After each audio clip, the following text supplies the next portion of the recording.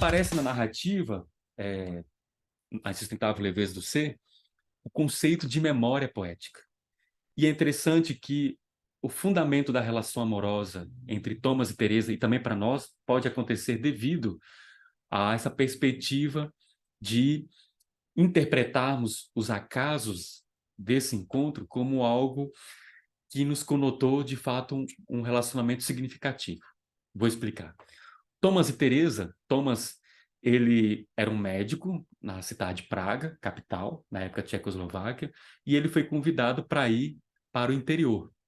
Ele teve que ir para o interior, fazer um procedimento de médico, trabalhar, e ele acabou conhecendo a Teresa. E teve várias situações em que ambos se encontraram, ele e a Teresa. Seja no momento que ele estava num restaurante e ela foi atendê-lo, ela estava, inclusive, ele estava lendo um livro, ela foi atendê-lo. No outro momento, na rua, eles se cruzam. E esses pequenos encontros foi dando um encantamento, foi como uma espécie de uma magia. Óbvio que eles já estavam predispostos a um ao outro, um tipo de atração, digamos, física, ou algum tipo de atração, de admiração por outro elemento, a forma de cada um falar. Mas como houve alguns encontros, e de uma maneira imprevista, porque eles não imaginavam que iriam se ver, se conhecer, eles acabaram tendo uma consolidação desse contato, ao ponto da Teresa, então, ir para Praga e ficar na casa do Thomas. E aí aparece na narrativa a memória poética. O que seria a memória? A memória é a recordação daquilo que vivenciamos, a experiência. Só que é interessante a ser observado que a memória não é necessariamente, a própria neurociência coloca isso, Siddhartha Ribeiro escreveu Oráculo da Noite, enfim, é, nos conota essa perspectiva, e outros autores da filosofia, o Henri Bergson, enfim, a memória não é uma cópia fiel da realidade, daquilo que a gente vivenciou ou experienciou. A memória é sempre uma interpretação daquilo que vivenciamos. Então, é muito delicado nós acharmos que, ao ter tido uma experiência com alguém, uma vivência amorosa, uma vivência de trabalho, seja lá qual for, que aquilo que temos de lembrança, de recordação, de memória, é fidedigna ao acontecimento. Existe, nós podemos, por exemplo, pegar 10 pessoas e dar para cada uma delas uma máquina de fotografar. Então, cada uma delas estão com uma máquina de fotografar. Quem vai dizer isso é um fotógrafo, Sebastião Salgado. Exatamente. Ele vai dizer essa metáfora interessante. Se cada um pegar uma máquina fotográfica e colocar a mesma paisagem, montanhas, árvores, cada pessoa vai tirar de um olhar peculiar a fotografia. É a mesma cena, é a mesma paisagem, mas cada um vai dar um ângulo muito peculiar. E de repente esse ângulo, essa peculiaridade, essa particularidade do fenômeno que está à nossa vista, diz muito do que a pessoa está focalizando. E é assim a memória. Muitas vezes pode ser que eu tenha dito algo para alguém que eu já nem lembro, mas aquela pessoa me diz, olha, você me disse tal coisa, seja agradável ou desagradável. E pode ser que eu tinha passado despercebido para mim, mas a pessoa recorda, e vice-versa. Então, a memória ela não é totalmente fidedigna, ela sempre vai passar por uma conotação sutil, vai dizer a psicanálise é um seio disso, né? Muitas vezes a pessoa, diante de um trauma, não tem nem a memória do que vivenciou. Ela vai tomar consciência daquela dor vivida no passado e ela vai ressignificar o acontecimento tão doloroso desse trauma. Não significa que vai mudar que ela foi violada, né, na sua existência. Porque não tem como voltar ao passado e apagar o vivido. Mas tem como ressignificar o acontecimento, dar uma nova interpretação para que a pessoa possa, de repente, caso ela não consiga superar aquilo, mas ao mesmo tempo conviver de uma maneira mais saudável com aquela dor tão delicada que lhe foi acometido. Então a memória, ela sempre vai passar por uma reelaboração. Uma pessoa que está vivendo um relacionamento amoroso e está vivendo, digamos, momentos de ouro, ela está tendo uma memória muito provável de jardim idílico. A gente vai chegar nesse conceito de idílio.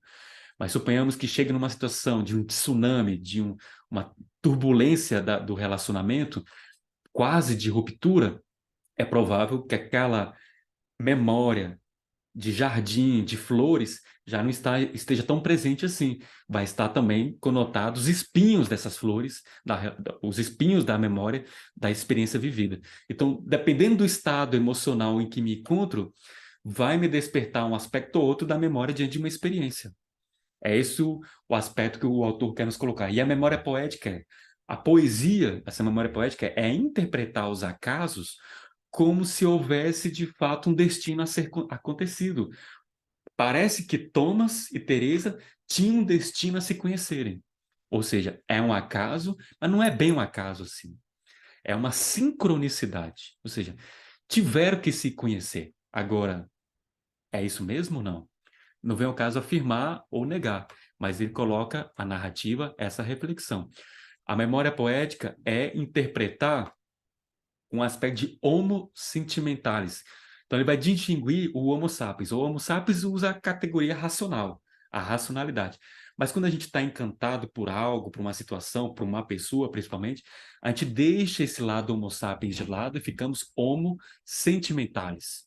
Esse homo sentimentalis, vou até anotar aqui, ele é um aspecto que vai conotar exatamente esse elemento de interpretar como se fosse esse elemento poético. Vou só passar aqui no chat para vocês como se escreve. Homo sentimentalis.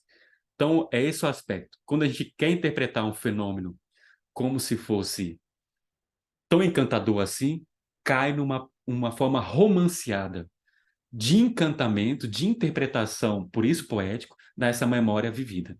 Mas no outro momento, a gente pode chamar de uma memória de um pesadelo, de um trauma. Então, eu vou colocar aqui, citar a passagem. 7 anos antes, em caso difícil de meningite, aparecera por acaso no hospital da cidade onde morava Teresa, que é uma cidade no interior da Tchecoslováquia, da antiga Tchecoslováquia. E o chefe do departamento onde Thomas trabalhava, ele era médico, havia sido chamado com urgência para uma consulta. Ou seja, teve um caso de meningite, uma epidemia ali na cidadezinha da Teresa, e o Thomas foi designado pelo seu chefe para ir lá. Havia poucos médicos e ele era uma pessoa capacitada, foi lá para averiguar. E o texto continua, mas, por acaso, em detalhe, na edição que eu tenho, por acaso aparece em itálico, então não é à toa. Mas, por acaso, o chefe do serviço estava com ciática, impossibilidade de se mexer, e mandou Thomas em seu lugar a esse hospital de província. Havia 5 hotéis na cidade, mas Thomas hospedou-se, por acaso, no hotel em que Teresa trabalhava. Por acaso, tinha um momento disponível antes da partida do trem e foi sentar-se no restaurante. Teresa, por acaso, estava trabalhando, por acaso, servia à mesa de Thomas. Foram necessários 6 acasos para impelir Thomas até Teresa, como se por conta própria nada tivesse conduzido até ela. Assim, existem uns elementos de números interessantes e que na entrevista, a arte do romance, isso fica claro. O Kundera, sim, ele não está fazendo uma obra de teor cristão, nada disso. Mas tem uma simbologia interessante, esses 6 acasos. Foram necessários 6 acasos para impelir Thomas até Teresa, impulsionar. A narrativa bíblica coloca que a criação foi feita em 6 dias e no 7º dia o homem e a mulher descansam. Ou seja, teve uma criação aqui de um acontecimento, de um mundo novo, tanto para Teresa como para Thomas, e criou um paraíso para os dois. Só que esse paraíso não é necessariamente como eles imaginavam ser, que lhe ia proporcionar a todo momento a leveza. Então, pronto. É isso a ser observado. Houve vários acasos, e esses acasos na memória dos dois ficou como algo poético, encantador. Deu uma interpretação de sincronicidade. Ambos interpretaram que era um destino a ser efetivado devido a esses acasos cometidos nos dois. Então, o significado de memória poética, imagino que tenha ficado claro para todos nós aqui. Ego experimental, memória poética. E essa memória poética é uma interpretação com o intuito de trazer uma leveza ao ser. Ou seja, ela está no âmbito ideal, uma espécie de um amor platônico. Alguém vai me completar, eu sou alguém que não completo por mim mesmo, alguém vai me preencher, esse amor advém de outro.